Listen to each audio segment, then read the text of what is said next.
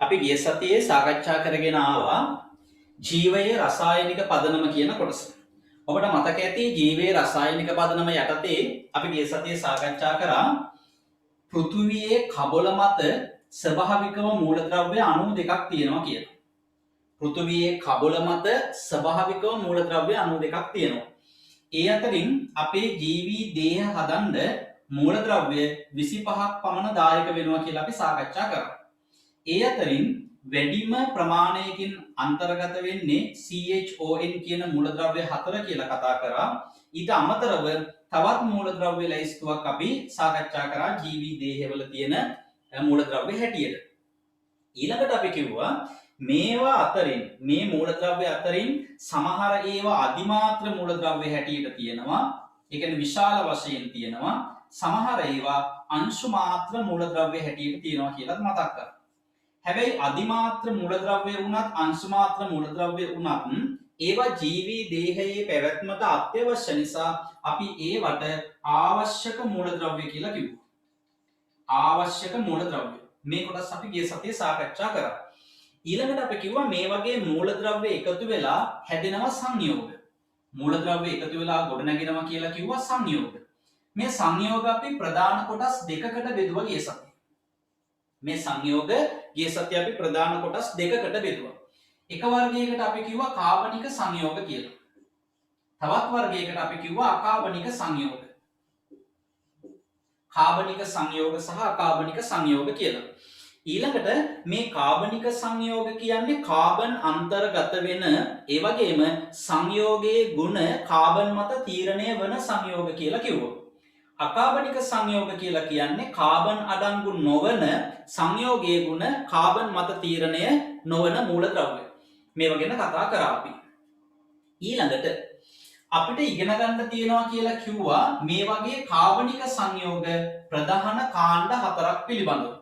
එක්කෙනෙකුට අපි කිව්වා කාබෝහයිඩ්‍රේට් කියලා. කාබෝහයිඩ්‍රේට්. අනිත් වර්ගයට අපි කිව්වා ප්‍රෝටීන.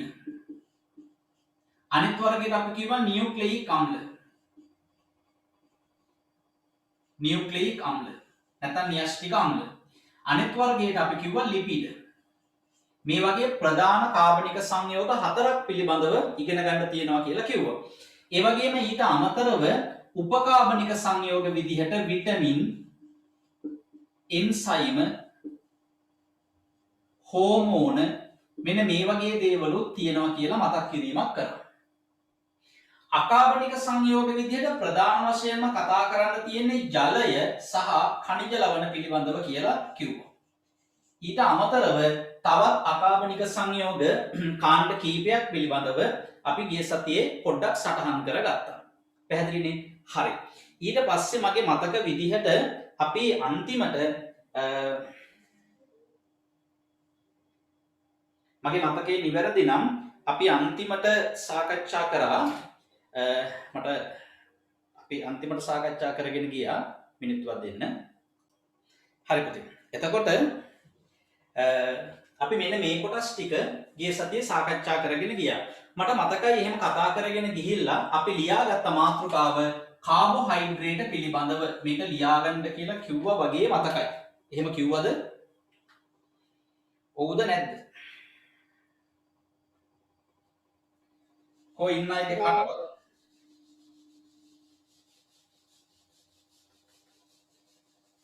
අපි එතන නේද නැවැත්තුවේ?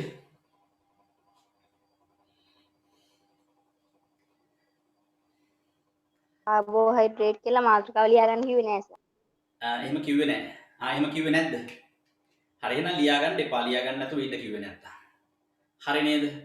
හරි දැන් මෙහෙමයි මේ කතා කරන්න ඕන වෙනකොට මයික් එක ඔන් කරලා කතා කරන්න. ඊට පස්සේ කතා කරලා ඉවරන ගමන් ආපහු මයික් එක මියුට් කරගන්න. එහෙම ඉන්න ඊළඟට සිග්නල් ප්‍රශ්න ඒ වගේ දේවල් නැති කට්ටියට පුළුවන් කැමරා එක ඔන් කරගෙන ඉන්න. එතකොට ඔබ වැඩ කරනවද නැද්ද කියලා මට ඒවා බලා ගන්නත් පුළුවන්. පැහැදිලිනේ? හරි. මෙන්න අහගන්න. ජීවී දේහවල තියෙන අණු ගත්තොත් ජීවී දේහවල තියෙන අණු මේවට අපි කියනවා ජීවී දේහවල තියෙන නිසා ජෛව අණු කියලා. ජෛව අණු. මේ ජෛව අණු අතරින් සමහරක් ජෛව අණු තියෙනවා ඒවා ටිකක් අනෙත් ඒවට වඩා විශාලයි. ඒවට අපි කියනවා ජෛව මහා අණු කියලා. විශාල නිසා කියනවා මොකද්ද? ජෛව මහා අණු. හරි ඔන්න හොඳට තේරුම් ගන්න. හරි දැන් අනෙක් සියලුම දේවල් ඔළුවෙන් අයින් කරලා හොඳට තේරුම් ගන්න. සාමාන්‍යයෙන් ඔබ දන්නවා අණු එහෙම නැත්නම් සංයෝග තියෙනවා. ඒවයින් ජීවී දේහවල තියෙන අණු වලට අපි කියනවා ජෛව අණු කියලා. අර අපි කිව්වේ ජීවී දේහවල තියෙනවා ප්‍රධාන කාබනික සංයෝග කාණ්ඩ හතරක් කාබෝහයිඩ්‍රේට, ප්‍රෝටීන, ලිපිඩ, න්‍යෂ්ටික අම්ල කියලා. මෙන්න මේ වගේ දේවල් තමයි මේ ජීවී දේහවල තියෙන නිසා අපි සලකන්නේ ජෛව අණු කියලා.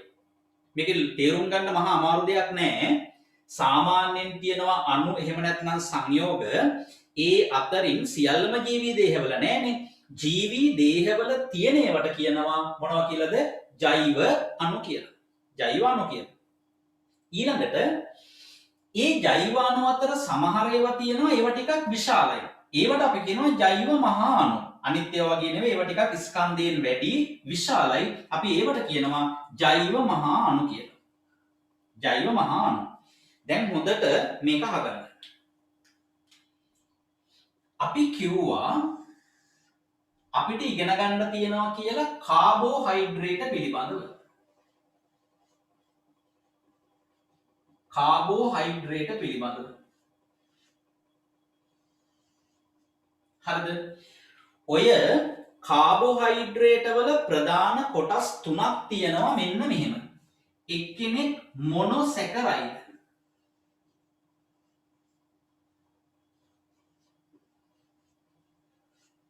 අනෙත් එක්කෙනා ඩයිසැකරයිඩ්.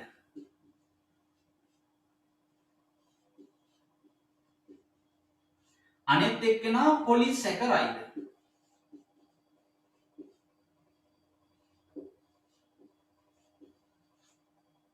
මොනොසැකරයිඩ, ඩයිසැකරයිඩ, පොලිසැකරයිඩ. ඒ කාබෝහයිඩ්‍රේට තමයි ඔය මම ලිව්වේ.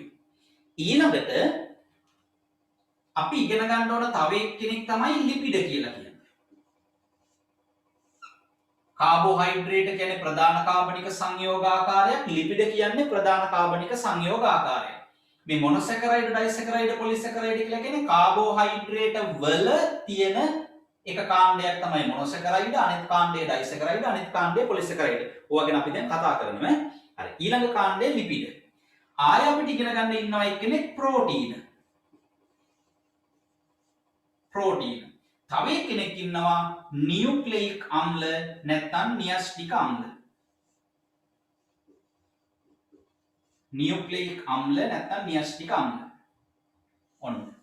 ඔය න්‍යෂ්ටික අම්ල කියලා කියන DNA RNA වගේ කට්ටියට. හරි. දැන් අපිට ඉගෙන ගන්න තියෙන ප්‍රධාන කාබනික සංයෝග කාණ්ඩ හතර තමයි කාබෝහයිඩ්‍රේට, ලිපිඩ, ප්‍රෝටීන, න්‍යෂ්ටික අම්ල. මට දැන් හොඳට හිතලා කියන්න මේ කාබෝහයිඩ්‍රේට, ලිපිඩ, ප්‍රෝටීන, න්‍යෂ්ටික අම්ල කියන මේ හතරම අපේ දේහවල තියෙනවනේ. ඒ අපේ දේහවල තියෙන නිසා ඒවා මොනවද? ජෛව අණු. ජෛව මහා අණු නෙවෙයි මොනවද? ජෛව අණු. අපේ දේහවල තියෙන හින්දා. හැබැයි මේවා අතරින් මේ මොනොසැකරයිඩ් කියන එක්කෙනා පුංචි. අපි අද කතා කරමු. ඩයිසැකරයිඩ් කියන එක්කෙනා කුඩා එක්කෙනෙක්. එයා ගැනත් අපි අද කතා කරමු. හැබැයි කාබෝහයිඩ්‍රේට වල මේ මොනොසැකරයිඩ්, ඩයිසැකරයිඩ් වගේ නෙමෙයි. මෙන්න මෙයා කවුද? පොලිසැකරයිඩ් කියන්නේ යෝධ අණු, මහා අණු. මේක විශාලයි. මෙන්න මෙයා විශාල එක්කෙනෙක්. මේ දෙන්න පුංචි. ඊළඟට ප්‍රධාන කාබනික සංයෝග ආකාරයක් විදිහට ගත්තට ලිපිඩ, ඒ ලිපිඩ කියන්නේ මහ යෝධ අණු නෙමෙයි, ගොඩාක් ස්කන්ධයේ තියෙන විශාල අණු නෙමෙයි. හැබැයි මේ ප්‍රෝටීන ගත්තාම ප්‍රෝටීන වර්ග සියල්ලම විශාල අණු. ඒවා ස්කන්ධයේ ගොඩක් වැඩි, අණුකභාරය ගොඩක් වැඩි විශාල අණු. ඒ නිසා මේ ප්‍රෝටීන සියල්ලම අපි සලකනවා මහා අණු විදිහට. ඊළඟට නියුක්ලියික් අම්ල. ඔය DNA RNA වගේ කට්ටිය. මේ නියුක්ලියික් අම්ල නැත්නම් න්‍යෂ්ටික අම්ල කියන්නේත් අණුක ස්කන්ධය ගොඩක් වැඩි විශාල අණු යෝධ අණු ඒ නිසා මෙයත් සලකනවා මහා අණු හැටියට.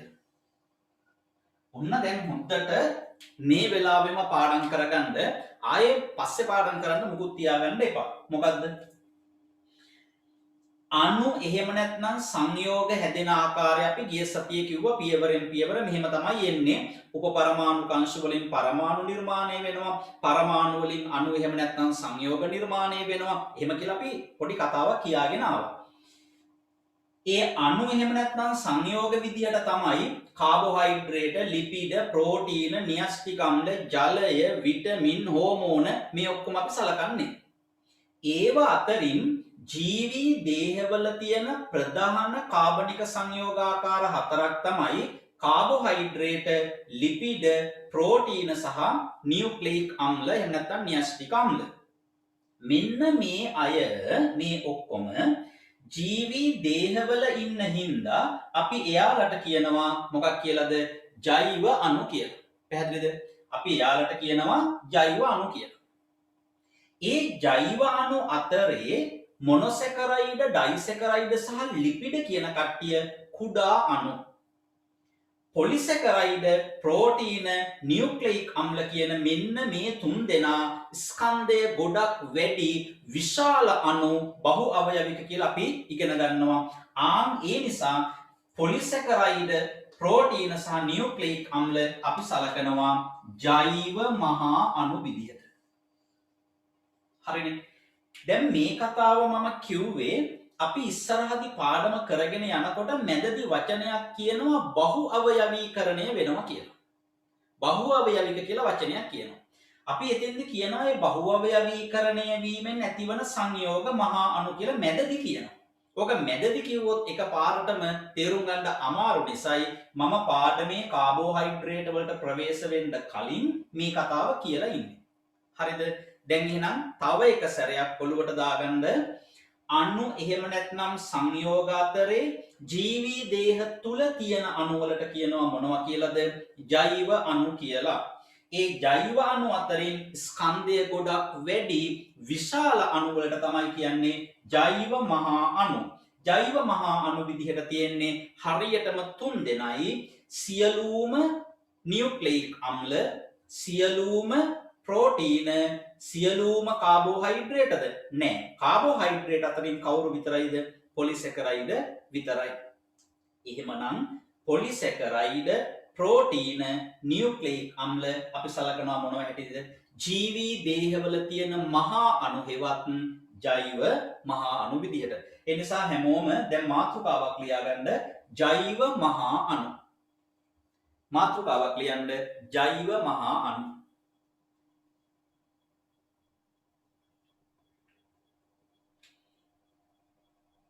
මාතෘකාව ලියන්න ජෛව මහා අණු.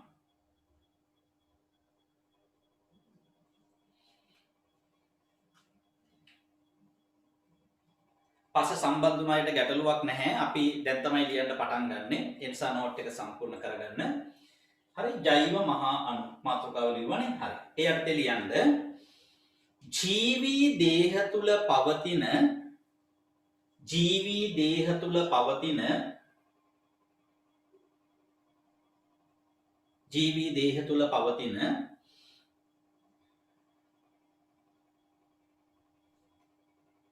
කාබෝහයිඩ්‍රේට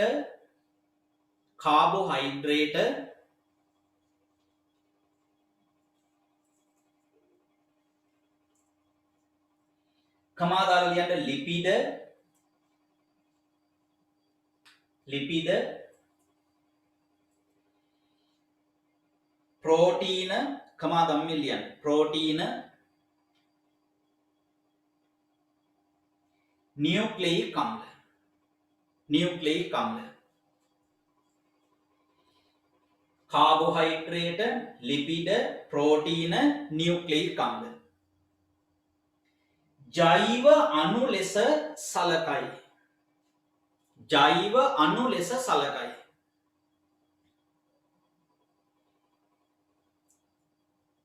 ජෛව අණු ලෙස සලකයි.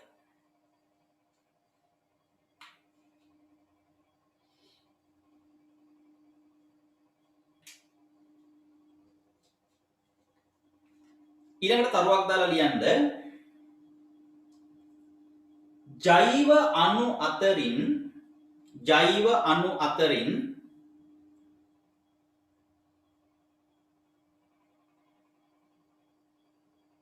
ජෛව අණු අතරින් දැන් රූලෙන් රූල පහලට ලියන්න පොලිසැකරයිඩ් පහලට ලියන්න ජෛව අණු අතරින් කියලා කමා එකක් දාලා පහල රූලේ ලියන්න පැහැදිලිව පේන්න පොලිසැකරයිඩ් ඊට යටින් ලියන්න ප්‍රෝටීන ඊට යටින් ලියන්න නියුක්ලියික් අම්ල රූලෙන් රූල පහලට ලියන්න පොලිසැකරයිඩ් ප්‍රෝටීන නියුක්ලියික් අම්ල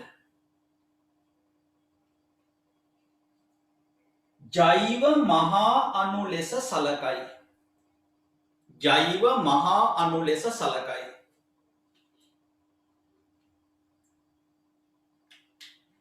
මං කියන විදිහටම ලියාගන්න එතකොට පාඩම් කරගන්න ලේසි පොත බලපුවම එක පාරට ඔළුවට යනවා කරුණු ටික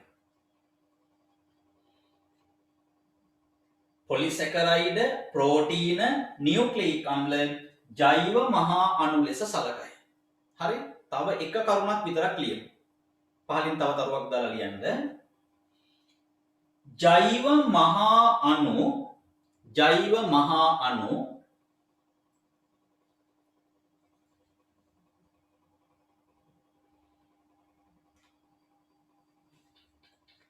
තැනුම් ඒකක බහුඅවයවීකරණය වී සෑදුන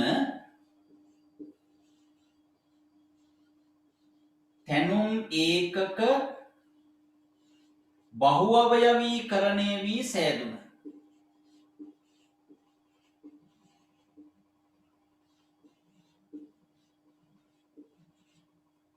තැනුම් ඒකක බහුඅවයවීකරණය වී සෑදුන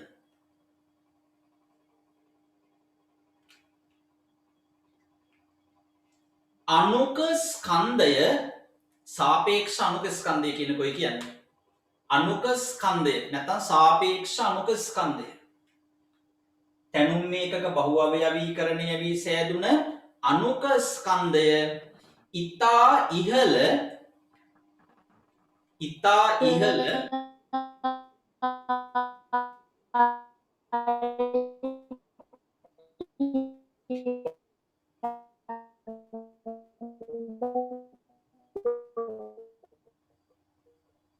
මොකද්ද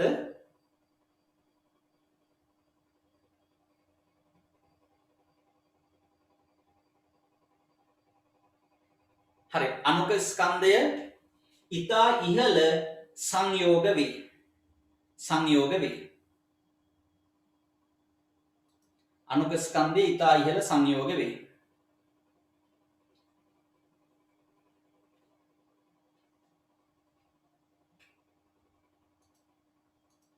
හරි දැන්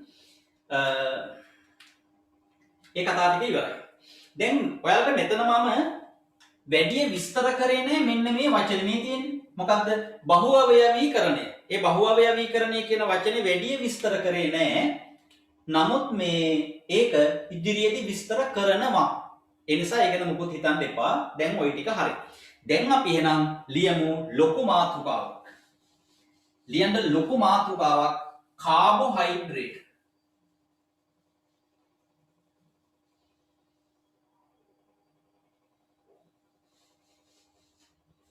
right ලොකු මාතෘකාවක් ලියන්න කාබෝහයිඩ්‍රේට්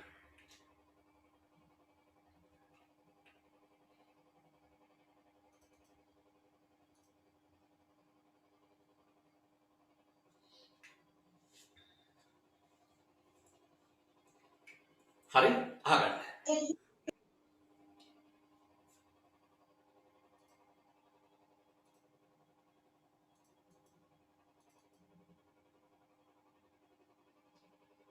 හරි පුතේ කවුරු මොකක් හරි කියන්න උත්සාහ කරනවද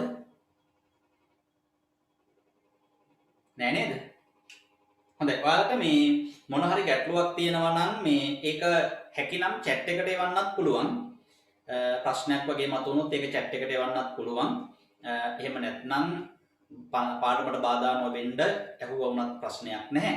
හරි? හොඳයි. අහගන්න. ලියන මාතෘකාව කාබෝහයිඩ්‍රේට්. කාබෝහයිඩ්‍රේට්. right. then හොඳට බලමු කාබෝහයිඩ්‍රේට් ගැන විභාගය සඳහා අපි දැනගන්න ඕනේ මොනවද? දැන් මේවා හොඳට කරන්න මොකද මේ හැම කොටසකින්ම අපි ඔයාලට වෙනම පේපර්ස් ලබලා දෙනවා කරන්න. හරි? ඒවා සාමාන්‍ය කඩදාසි වල ලබලා දෙන සුපුරුදු පරිදි පන්තිය ලබා දෙන පේපර්ස් විදිහටත් හම්බ වෙනවා. ඊට අමතරව ඔන්ලයින් පේපර්ස් විදිහටත් හම්බ වෙනවා.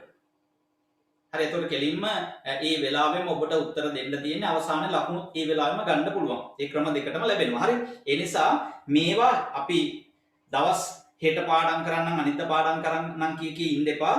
මේ කරන දවසේම හොඳට පාඩම් කරලා ඉවර කරගන්න. මම අමාරුවෙන් පාඩම් කරගන්න තරමේ ලොකු නෝට්ස් දෙදී එහෙම පුරවන්නෙත් නැහැ. මේ දෙන කරුණු හැම එකක්ම වෙලාව අරගෙන පන්ති හොඳට අපි සාකච්ඡා කරනවා. හොඳට අහගෙන හිටියොත් මතක තියාගන්නත් පුළුවන්. ඔය පුතේ කියන්නකෝ. කලින් මේ කියපු තුන්වෙනි තරුව දාපු එක කියන්නකෝ මම ලියුණා.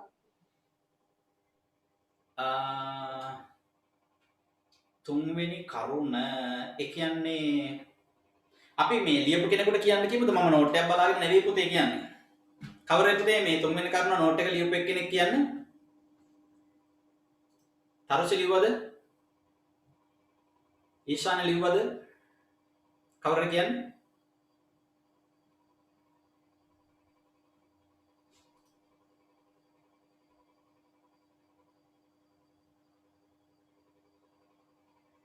ඔය ජෛව මහාණු යටතේ තුන්වෙනි කරුණ ගැන කියන්නේ. ඔව් සර් ලිව්වා. කියන්නකෝ. ජෛව මහාණු දැනුම් එකක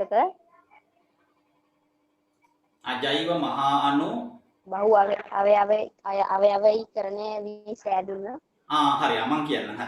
ජෛව මහා අණු තැනුම් ඒකක බහුවයවී සංයෝග වේ. සෑදුණු කාබනික සංයෝග වේ. එහෙම දුන්නේ. හරි. ජෛව මහා අණු තැනුම් ඒකක බහු අවයවීකරණය වීමෙන් සෑදුණු කාබනික සංයෝග වේ. හරි. මම හිතන්නේ පොතර එක ලියා ගන්න පුළුවන් වෙන්න ඇති. හොඳයි. හරි. දැන් අහගන්න. අපි ප්‍රධාන කාබනික සංයෝග හතරක් කතා කරානේ.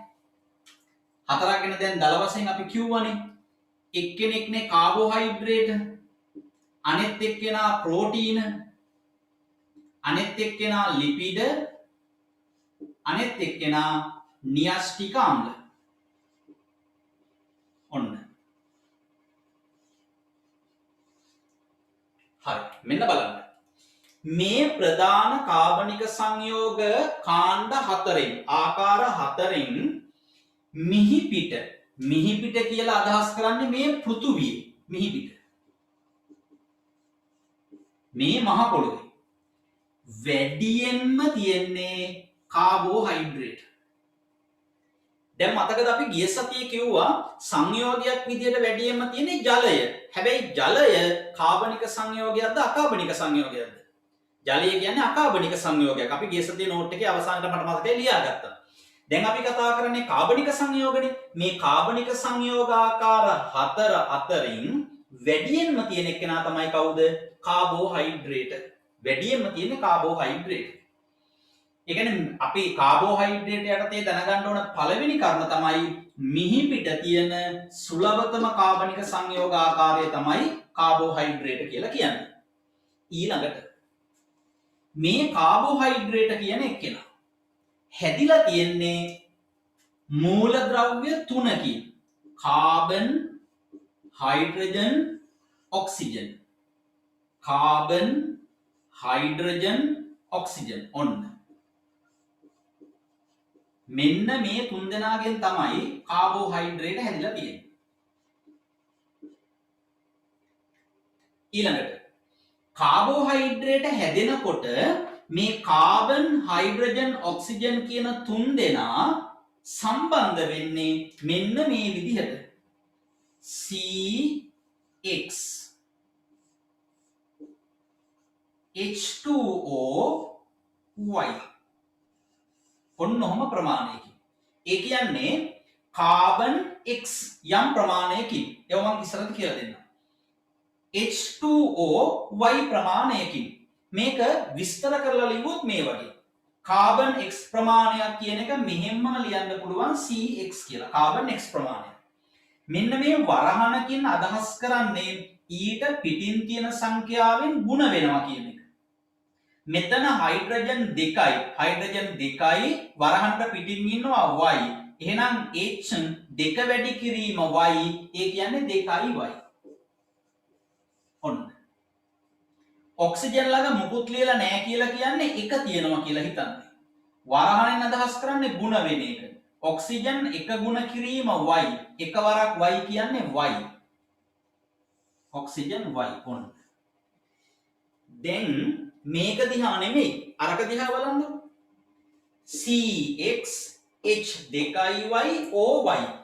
මෙන්න මෙතන මේ හයිඩ්‍රජන්ට ඔක්සිජන් දක්වන අනුපාතය ගත්තොත් හයිඩ්‍රජන්ට ඔක්සිජන් මෙතන 2y 2yට y.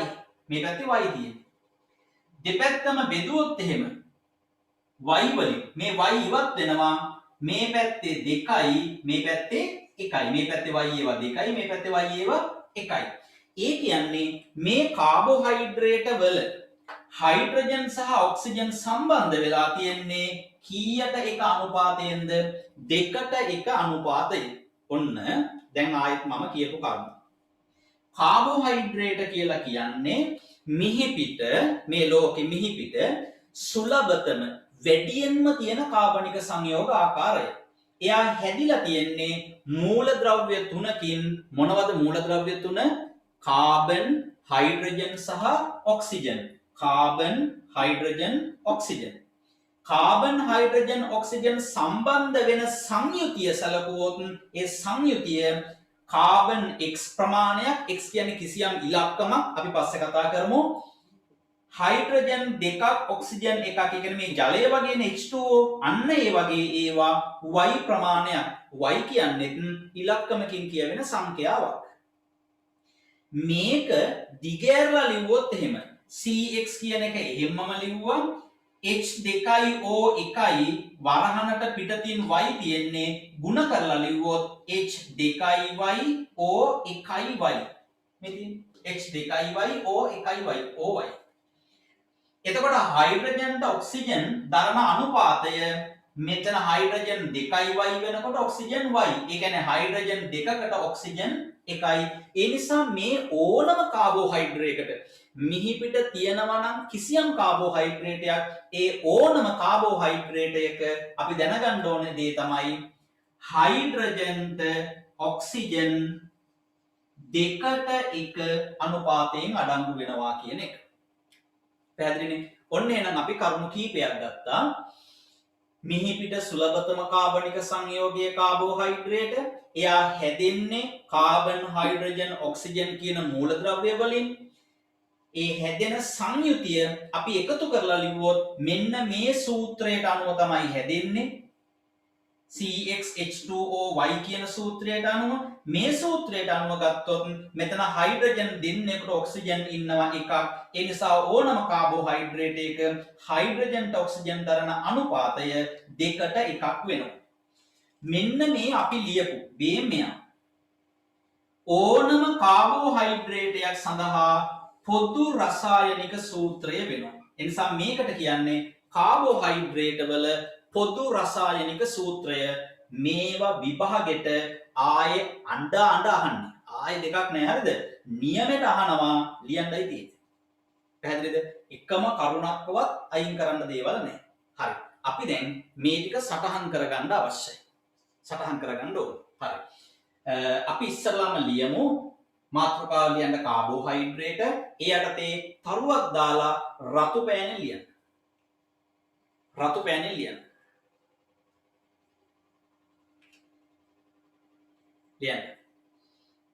මිහිපිට සුලභතම කාබනික සංයෝග ආකාරය කාබෝහයිඩ්‍රේට වේ.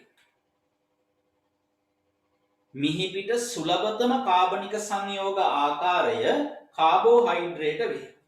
කාබෝහයිඩ්‍රේට වේ. මිහිපිට සුලභතම කාබනික සංයෝග ආකාරය කාබෝහයිඩ්‍රේට වේ.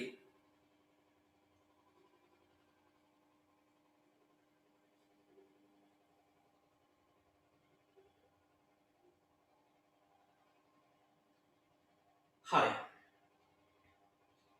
ඊට පහලින් තරුවක් දාලා ලියන්න ඊළඟ කරුණ එක සාමාන්‍ය පාටින් ලියන්න. කාබෝහයිඩ්‍රේට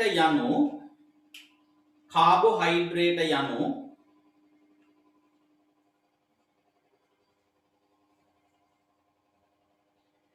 කාබන් වල හයිඩ්‍රේටයි. කාබෝහයිඩ්‍රේට යනු කාබන් වල හයිඩ්‍රේටයි. කාබන් වල හයිඩ්‍රේටයි.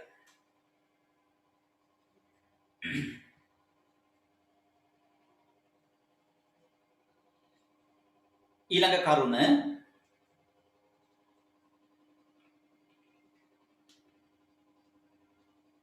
මෙය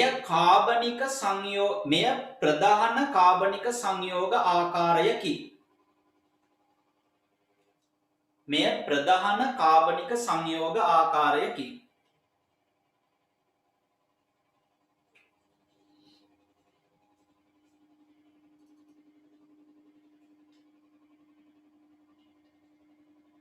ඊළඟ කරුණ කාබෝහයිඩ්‍රේට සෑදී ඇත්තේ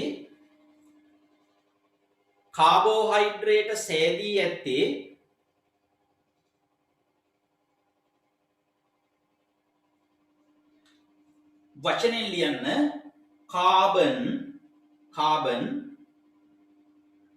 වරහන් තුල ලියන්න කැපිටල් C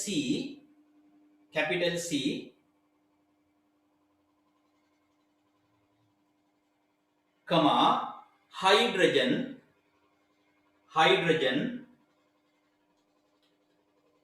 වරහන් තුල ලියන්න කැපිටල් H කමා ඔක්සිජන්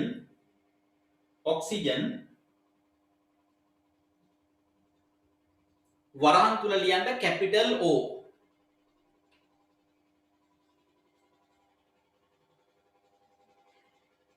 යන මූලද්‍රව්‍ය වලිනි.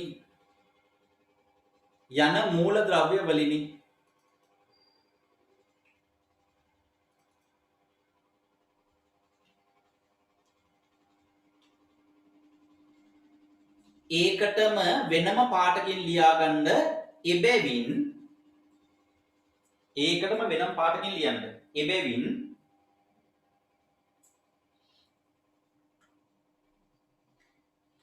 කාබෝහයිඩ්‍රේට වල ප්‍රධාන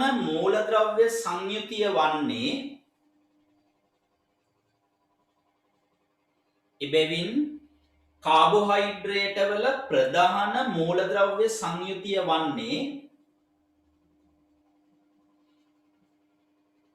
C, H, O ය. CHO ය. C, H, O ය. වැරදිලාවත් සිම්පල් ලකුරු මේව සඳහා පාවිච්චි කරන්න එපා. CHO ඔබ මේක සිම්පල් H එහෙම ලිව්වොත් වැරදි.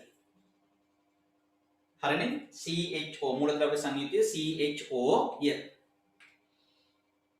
හරි.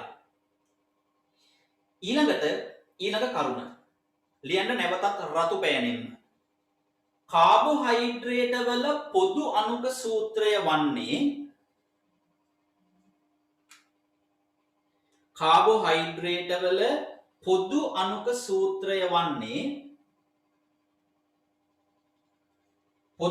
සූත්‍රය වන්නේ කියලා කමා එකක් දාලා ටිකක් ලොකුවට මෙන්න මේක ලියලා කොටු කරගන්න.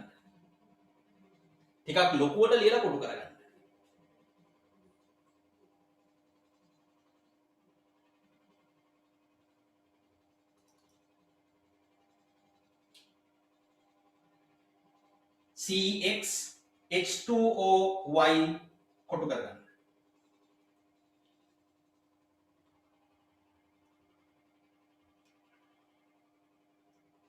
හරිද?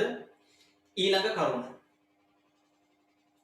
ලියන්නේ තරුවක් දාලා ඕනෑම කාබෝහයිඩ්‍රේටයක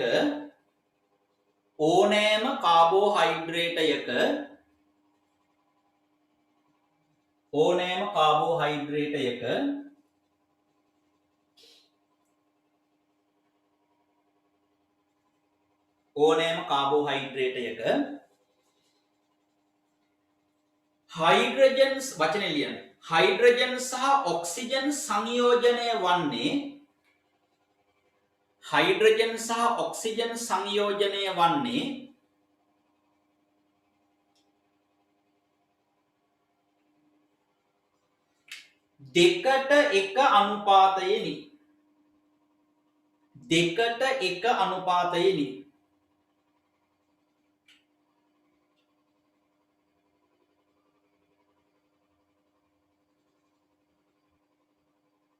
දෙකට එක අනුපාතයෙනි.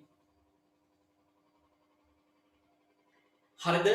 දැන් යටින් මෙන්න මේ ටික ලියාගන්න. මේ ටික. CxH2OY මේක ලියන්න, H2O මේ විදිහටම ලියන්න. 2y ට y 2ට 1. මේ ටික ඔහොමම ලියන්න.